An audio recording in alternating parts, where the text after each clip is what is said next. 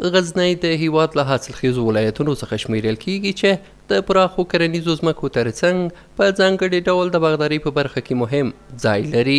دغه ولایت د مناسب اقلیم په لرلو او د خلکو لیوالتیا د باغونو په جوړولو کې د هیواد د مهمو میوه تولیدونکو ولایتونو په قطار کې راولي. د غزني د کرنې اوبو لګولو او مالدارۍ ریاست مسؤلین وایي د مڼو سږني حاصلات د تیر کال پر پرتله زیات شوي او دا پرمختګ یې د مناسب اقلیم پر وخت پاملرنې او د بزګرانو لخوا د نوې کرهنیزې طریقې د کارونې پایله بولي. په مجموع کې د غزني ولایت محصولات دي که میوه‌جات دي او که نور محصولات دي سږ کال حاصلات په مجموع کې ښه وو.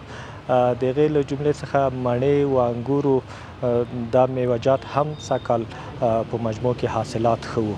نو ویلی سو چې په حدود د 200 تر 250 زره میټریک ټنه حاصلات د مڼو سږ کال په حدود د همدومره په غزني ولایت کې تولید شوي دي. یو شمیر باغ لرونکي او بزګران هم د سږ کال حاصلاتو له زیاتوالي خوښي څرګندوي او له حکومته غواړي چې د سړو خونو په جوړولو او د کرنې او باغدارۍ په برخو کې د لا ډیرو هڅو له لارې د دې سکتور د پرمختګ زمینه برابر کړي. ماشاءالله امسال حاصلات سیب از سالهای قبل بسیار خوب است. هم تا گپ در اینجاست که بازار سیب بسیار کمرنگ است.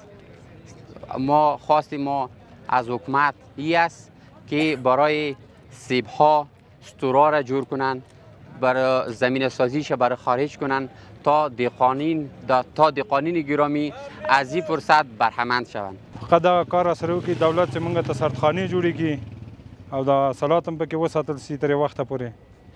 او اوس په دې حال باندې چې همداسې خلک راشکوي که ساتل کېږي نه بې سټوره خرابېږي مجبور دي بازار ته راوړي څوک یې په 50 په 100 په 80 په 80 خرڅېږي دې کې هېڅ شی نه دهقان ته پاتې کېږي نه تجار ګټه پکې کولی شي. له بلې خوا د کرنې کارپوهان هم په دې برخه کې د پانګونې پر اړتیا ټینګار کوي. لومړی مسؤلیت د دولت ته تر څو دوی په ګډه له بزګرانو سره د محصول په انتخاب کې کار وکړي او بزګرانو ته د یو ښه محصول په انتخاب کې مرسته وکړي، دوی ته په دې برخه کې زده کړي ترویج کړي یا رواج کړي. همدارنګه د تجارانو مسؤلیت دلته دا کیدای شي تر څو دوی له بزګرانو څخه محصولات واخلي. که چیرې د محصولاتو کیفیت کمزوری وي ټیټ وي دولت او همدارنګه تجارانو ته پکار ده تر څو همدغه محصول په داخل د هیواد کې یا په ننه د هیواد کې په مصرف باندې ورسوي. کرنه او باغداري د غزني ولایت له مهمو اقتصادي برخو څخه دی چې د خلکو د ژوند د تامین په برخه کې بنسټیز رول لري. په وروستیو کلونو کې بزګرانو د عصري کرهنې او اوبو لګونې طریقې په ګټې اخیستنې سره توانېدلي چې د خپلو باغونو په ځانګړي ډول د مڼو حاصلاتو کې د پام وړ زیاتوالی راولي.